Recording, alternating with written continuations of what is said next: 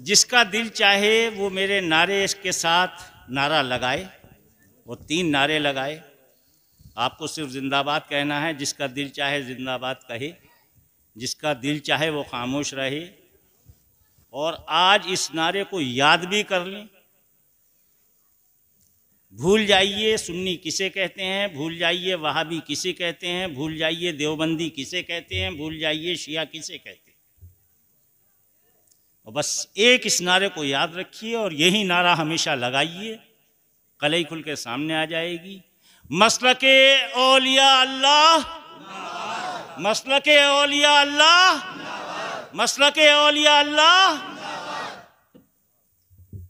और जो वली का चाहने वाला है, किसी भी वली का, किसी भी औलिया का, औलिया सब औलिया से मोहब्बत करेगा अगर एक का चाहने वाला, अगर एक का चाहने वाला है। और वली को चाहते कौन लोग हैं, औलिया अल्लाह को मानते कौन लोग हैं? कुरान कह रहा है औलिया अल्लाह के बारे में कि ये मेरे कुर्बत वाले हैं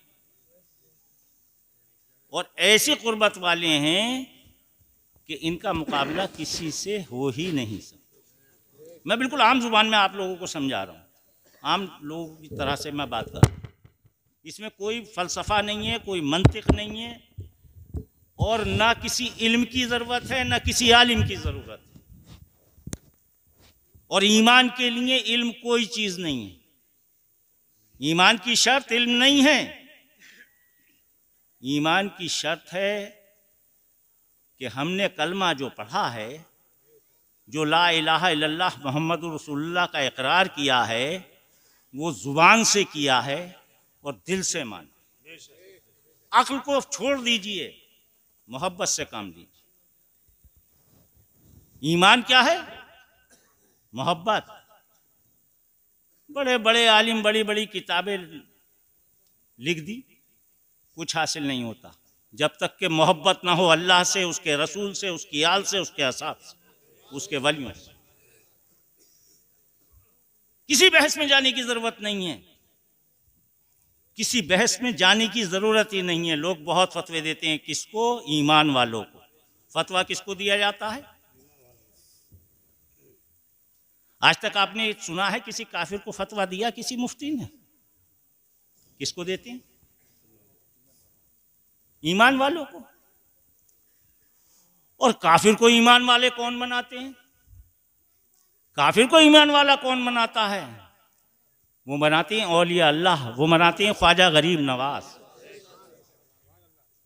अब बहस की कोई ज़रूरत नहीं रही। ये मैंने तमहीदी गुफ्तगू आपके सामने कर ली। एक चीज़ और, जो औलिया अल्लाह को मानता है और दिल से मानता है, जिस दिल से उसने कलमा पढ़ा है, उसी दिल से वो आले रसूल, असहाबे रसूल और औलिया को मानता है और बराबर उनका एहतराम रखता है। उसी दिल में रखता है जिसमें कलमा है। और जिस दिल में वलियों का एहतराम होगा, मैं दावे से कह सकता हूं वो ना शिया हो सकता है। किसी शिया को देखा है वलियों को मानता है? देवबंदी वहां भी मानते हैं? मानते कौन है? हम मानते हैं जो औलिया अल्लाह से जुड़े हुए हैं, उनकी खानकाहों से जुड़े हैं। और एक बात और बता दूं, आज तक जितने फतवे दिए गए हैं और इन उलमा ने जितने फतवे दिए हैं, वो सिर्फ खानकाहों के खिलाफ दिए हैं, औलिया अल्लाह के खिलाफ दिए। उठा के देख लें तारीख, कोई बचावा नहीं है इनकी इज्जत से। ऐसे ऐसे वली गुजरे हैं कि उनकी खाले उतरवा ली हैं और उन्होंने अपनी खाले उतार ली उस अल्लाह के नाम। ये मेरी तमहीदी गुफ्तगू थी। मैंने अभी कोई गुफ्तगू शुरू नहीं की है, बिल्कुल एक माहौल बनाया है। एक बार फिर आप नारा लगाइए, जैसे मैंने कहा था, मसलके औलिया अल्लाह, मसलके औलिया अल्लाह, मसलके औलिया अल्लाह। और एक बात और सुन लीजिए, मसलक का मतलब मसलक नहीं है बल्कि मसालिक। मसालिक है औलिया अल्लाह। मसलक कोई भी हो, बस जो किसी भी वली से जुड़ गया उसका ईमान सलामत हो गया।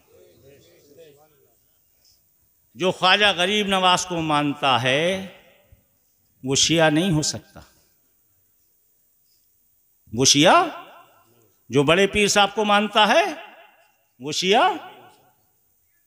और वो देवबंदी भी नहीं हो सकता, और वो वहाबी भी नहीं हो सकता। बहुत उर्दू में बात समझ में आ रही है, मैं उर्दू में बता रहा हूं। और इसी की मुखालफत है कि ये वलियों से जुड़ कैसे गए, और जब वली से कोई इंसान जुड़ जाता है तो फिर वो पंजेतनी हो जाता वो, और यही बर्दाश्त नहीं होता वो। देखिए, बहुत अच्छी बातें मुझसे पहले हुई हैं, और इंशाअल्लाह जब तक आप सुनेंगे अच्छी बातें होंगी। 1 घंटा अपनी मर्जी से बोलूँगा। अब आपकी समझ में एक बात मैंने बहुत अच्छी तरह से डाल दी कि मसलक औलिया अल्लाह क्या है। वली से कोई जुड़ा हुआ इंसान बहक ही नहीं सकता, वो बहक ही नहीं सकता। सारे लोग इस बात से मुत्तफिक हैं, जितने सुन रहे हैं और जितने ये स्टेज पे उलमा इकराम, हुफ़्फ़ाज़, बड़े मतलब आप लोग के अंदर एक जज्बा है ईमान का, और इल्म भी आपके अंदर है उस ईमान की बदौलत। और ईमान के साथ जो इल्म होगा वही इल्म काम आएगा। ईमान के बगैर कितना ही इल्म हो बेकार है। ईमान के साथ जो इल्म होगा बड़ा फैज़ पहुंचाता है। फिर आप अगर उस कुरान को पढ़ते हैं इनके साथ, और आपके साथ मोहब्बत है अल्लाह रसूल की, तो कुरान भी आपको रोशनी देगा, हदीस भी आपको रोशनी देगी, इक़बाल औलिया अल्लाह भी आपको रोशनी देंगे। तो गोया जो बात मैं आप तक पहुंचाना चाह रहा हूं, इसी बात को अगर आप 5 मिनट में मेरी बात ये और सुन लीजिए, इसके बाद मैं अपने सही उन्वान पर आ जाऊंगा। तो कोई भी इंसान जो किसी भी वली का चाहने वाला होता है, बस ये लोग ये चाहते हैं कि ये इस वली से हट जाए, इस खानका से हट जाए, और कहाँ जुड़ जाए? वही जो आज नासबी लोग हैं, इन नासबियों से बच के रहिएगा। ये नासबी अपने आप से जोड़ता है, और खानकाहें आपको पंजतन से जोड़ती। खानकाहें आपको कहाँ से जोड़ती हैं? पंजतन से जोड़ती हैं, और ये नासबी लोग आपको पंजतन से दूर करते। ये पक्की बात है। इस बात का मुझे मालूम है कि आप लोग पूरा ख्याल रखते हैं, लेकिन आगे जो बातें यहाँ हुई हैं और जो मैंने सुनी हैं, मेरे मुतालिक भी हुई हैं। यहाँ माशाल्लाह से हमारे इमाम व ख़तीब हैं, एक ये इमाम ईदगाह हैं, ईदैन के इमाम व ख़तीब हैं। इन लोगों के ख़िलाफ़ कितनी नाजेबा बातें की गई हैं। जो इंसान ख्वाजा गरीब नवाज का दीवाना हो, बड़े पीर साहब का दीवाना हो, बताइए वो कैसा किसी और मसलक में हो सकता है? वो तो मसलक औलिया अल्लाह का चाहने वाले। ये लोग मोहब्बत कर रहे हैं हमसे। इनकी जो मोहब्बत है वो सिर्फ ये है कि ये पंजतन के चाहने वाले हैं, और मैं भी यहाँ हाजिर हूँ तो इसलिए हाजिर हूँ कि आप पंजतन के चाहने वाले हैं। सब हुसैनी बैठे हैं, हम सब हुसैनी हैं, हम सब हुसैनी हैं, और डंकी की चोट पे हुसैनी हैं। कोई इसमें शक शुबा नहीं है। और जन्नत है तो वो हुसैन की है, हुसैन के बाप की है, हुसैन की नाना की है, हुसैन की अम्मा की है। तेरे किसी बाप दादा की नहीं है। हुसैन के बाप दादा की जन्नत है, हुसैन की औलाद की जन्नत।